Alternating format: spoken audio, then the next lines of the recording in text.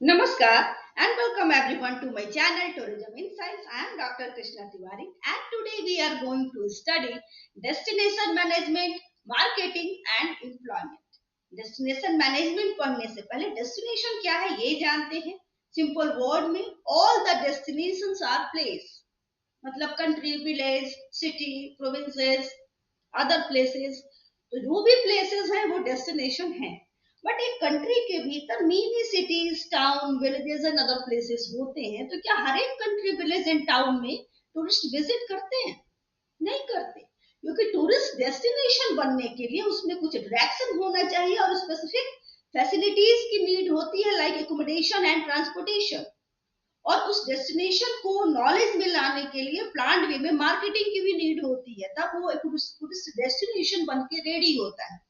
तो अगर destination management को हम डिफाइन करें तो कह सकते हैं कि destination management involves strategic planning, development and marketing of specific geographic region as a tourism destination, जिसका एम होता है टूरिस्ट को अट्रैक्ट करना और उनके एक्सपीरियंस को इनहांस करना और डेस्टिनेशन के लॉन्ग टर्म सस्टेनेबिलिटी को इंश्योर करना, ताकि जो उस डेस्टिनेशन के इन्वायरमेंट एंड सोशल कम्युनिटीज है उन पे पड़ने वाले नेगेटिव इम्पैक्ट को मिनिमाइज करते हुए बेनिफिट को मैक्सिमाइज किया जा सके. तो चलिए पढ़ते हैं destination management without any delay.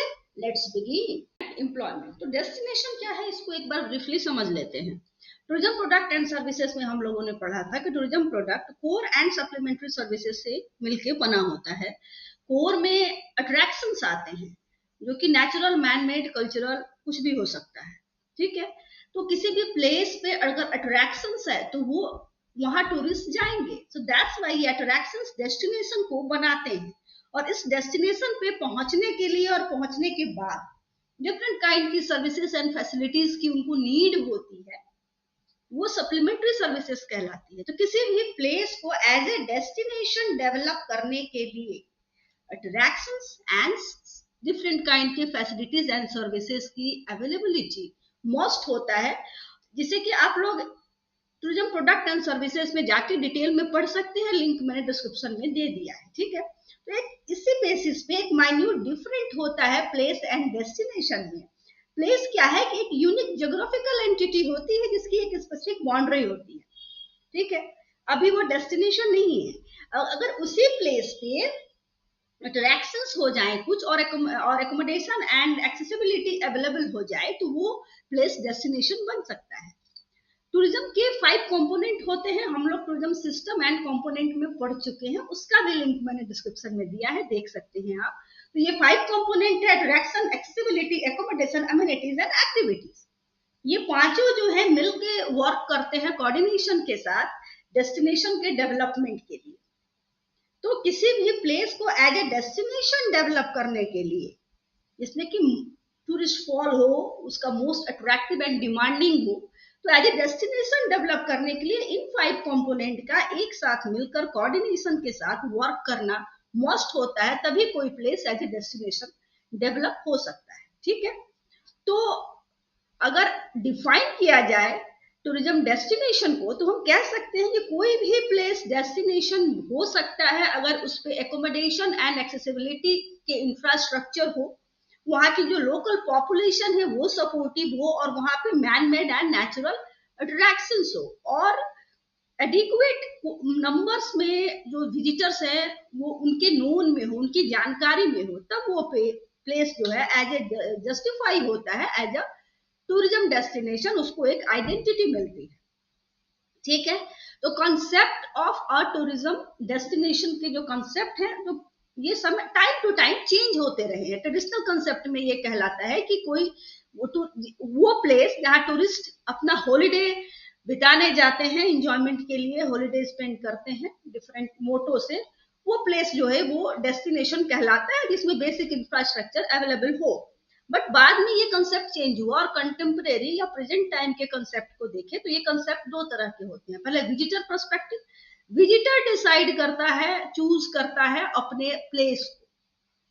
वो रिमोट एरिया भी हो सकता है, हिल स्टेशन हो सकता है ना, और वो अल्टरनेटिव टूरिस्ट या स्पेशल टूरिस्ट हो सकते हैं जो स्पेसिफिक प्लेस पे जाते हैं, तो विजिटर पर्सपेक्टिव के वो होते हैं। और अभी प्रेजेंट टाइम में जो हम लोग पढ़ रहे हैं वो मैनेजमेंट कंसेप्ट या मैनेजर्स पर्सपेक्टिव के पर्सपेक्टिव्स को पढ़ रहे हैं, जिसमें कि मैनेजमेंट कंसेप्ट में ये है कि जो निगेटिव इम्पैक्ट है टूरिज्म का डेस्टिनेशन और उसके सोशल कम्युनिटीज पे, उसको मिनिमाइज करते हुए, उसको मिनिमाइज इम्पैक्ट को, नेगेटिव इम्पैक्ट को ना होने दिया जाए और टूरिस्ट के एक्सपीरियंस को इन्हांस किया जाए, उनके एक्सपीरियंस एंड उस डेस्टिनेशन की ब्यूटी को और डिमांड को गिराए बगैर उसके प्रिजर्व करना, उसके इन्वायरमेंट एंड सोशल कम्युनिटी दोनों को, इसी को मैनेज किया जाता है, जो कि मैनेजमेंट कहलाता है, डेस्टिनेशन मैनेजमेंट। अगर कोई न्यूली डेस्टिनेशन है, इमर्जिंग डेस्टिनेशन है, तो वहां पे डिफाइन किया जाता है कि लोकल कम्युनिटीज के जो रोल है उसे भी डिफाइन किया जाता है, यूनिक डेस्टिनेशन एक्सपीरियंस को डिलीवर किया जाता है जो उस स्पेसिफिक उस डेस्टिनेशन में होता है। जैसे कि कश्मीर वैली में समर में लीन पीरियड में अप्रैल जून में आप ट्यूलिप का जो है, ट्यूलिप के पौधे होते हैं, ट्यूलिप फ्लावर्स, उसको देखने के लिए लोग समर सीजन में भी जाते हैं, तो यूनिकनेस को बताना, ठीक है। और जो पब्लिक प्राइवेट सेक्टर्स हैं उनको सिंक्रोनाइज, माने एक साथ मिलके उस इमर्जिंग डेस्टिनेशन को डेवलप करने के लिए बूस्ट करना।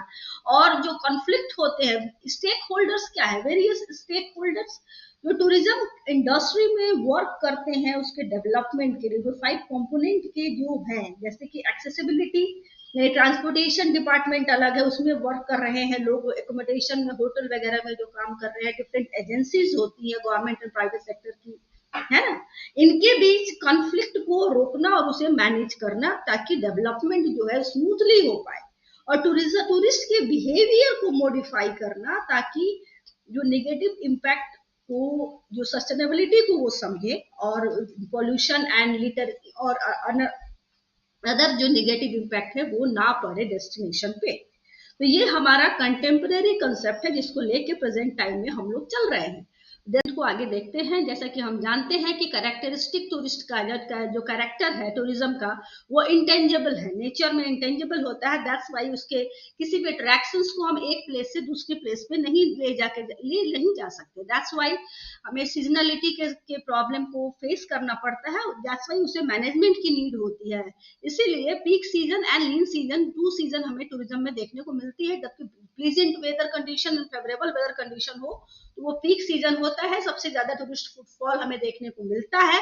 जैसे इंडिया में October to March. Lean season extreme weather like heat and heavy rainfall, उस समय टूरिस्ट के लिए टूर करना एक चैलेंज हो जाता है, जैसे इंडिया में है जून टू अगस्त। तो इसलिए इसके मैनेजमेंट मस्ट हो जाता है डेस्टिनेशन का। कैरिंग कैपेसिटी की बात करें तो कैरिंग कैपेसिटी हमें बताता है कि मैक्सिमम नंबर ऑफ पीपल और एक्टिविटी जितना कि वो डेस्टिनेशन हैंडल कर पाए और उसका कोई निगेटिव इम्पैक्ट ना हो इन्वायरमेंट एंड लोकल कल्चर पे, विजिटर के एक्सपीरियंस भी में भी कमी ना आए। दैट्स वाई कैरिंग कैपेसिटी को मैनेज करना मस्ट हो जाता है। कैरिंग कैपेसिटी कितने तरह की होती है? First one is physical carrying capacity, जो कि लिमिटेशन है, स्पेस की लिमिटेशन को बताता है। जैसे होटल रूम कितने हैं, पार्किंग एरिया कितनी है ना, इसको बताता है। इकोलॉजिकल कैरिंग कैपेसिटी, जो कि इन्वायरमेंट जो है वो इम्पैक्ट टूरिस्ट के कितने, जो टूरिज्म के इम्पैक्ट को कितना बर्दाश्त कर पा रहा है, वो उसके इकोलॉजिकल कैरिंग कैपेसिटी को बताता है। अगर ज्यादा हो जाए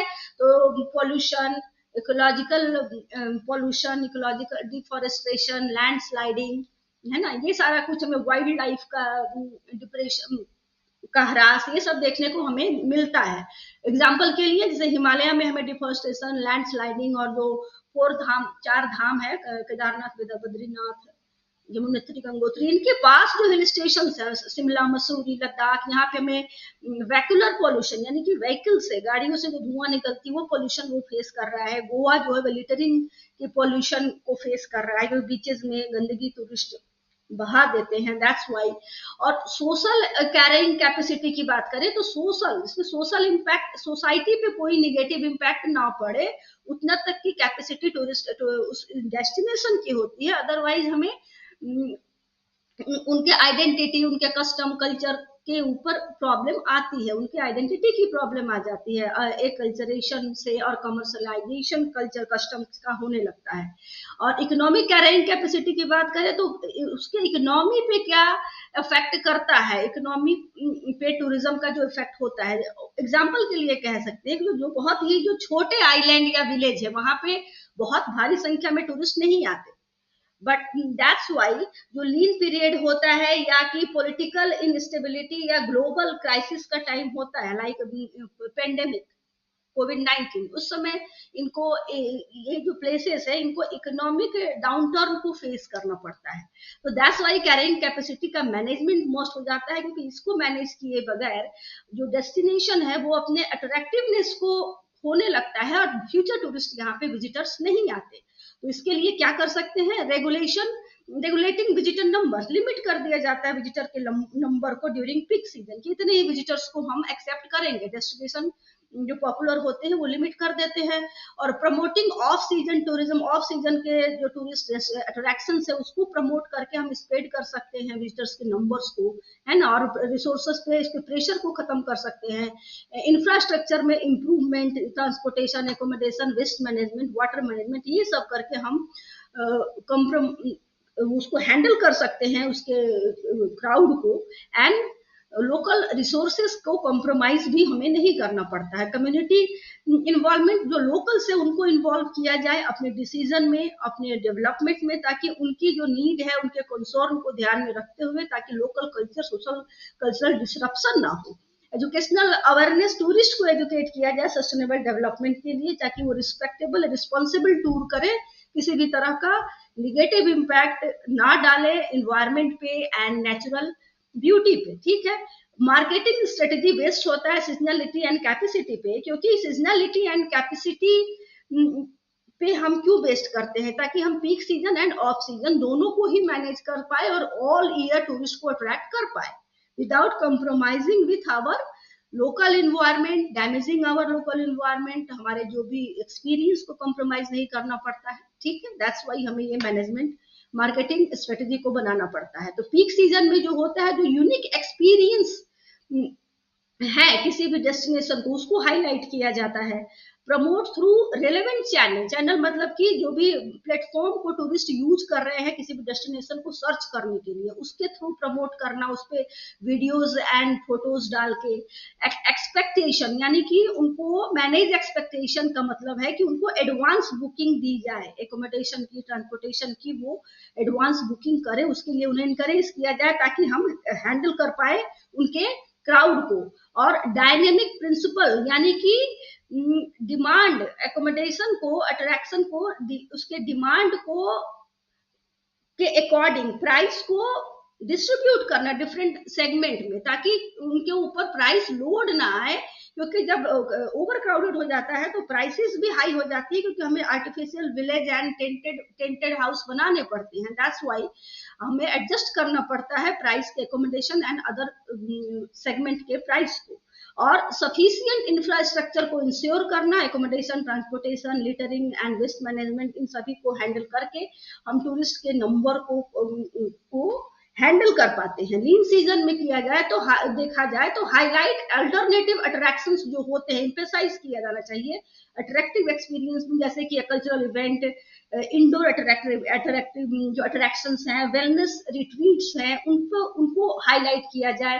ऑफ स्पेशल पैकेज दिया जाए, डिस्काउंट, उस पैकेज पे डिस्काउंट होगा अगर आप ऑफ सीजन में टूर करेंगे तो उनके बजट को देखते हुए। ठीक है, तो ऐसे में टूरिस्ट जो है टूर करने के लिए प्रमोट होते हैं, पुश होते हैं। और डेस्टिनेशन को का जो यूनिक चार्म है जो उस समय का, उसको प्रमोट किया जाए, different cultural events and program, है ना, उसको पीसफुल एटमोस्फियर, इन सबको प्रोवाइड कराते हुए। और पार्टनर लोकल बिजनेस जो होते हैं, टूरिस्ट के जो अदर स्टेक होल्डर हैं, लाइक रेस्टोरेंट हुए, होटल हुए, जो अदर बिजनेसमैन हुए, उनसे कोलैबोरेट करके प्रमोशन एंड लीन पीरियड में भी टूरिस्ट को मैनेज करने के लिए उनसे हम हैंडल कर सकते हैं, उनके साथ पार्टनरशिप करके।